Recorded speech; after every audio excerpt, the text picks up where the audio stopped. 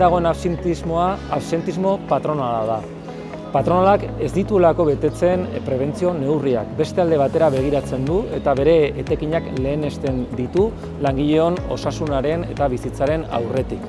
Eta beste alde batetik salatu nahi dugu instituzioek ez dituztela behar besteko baliabideak jartzen patronalaren betekizunak bete daitezen bermatzeko. Ez dagoela prebentzio legedia betetzeko nahikoa ikuskaririk, soilik 50 daude Euskal Autonomia Erkidegoan eta 12 Nafarroan, eta ez dago inolako isunik edo inolako jarraipenik patronalaren ez betetze erabateko honen aurrean, absentismo patronalaren aurrean.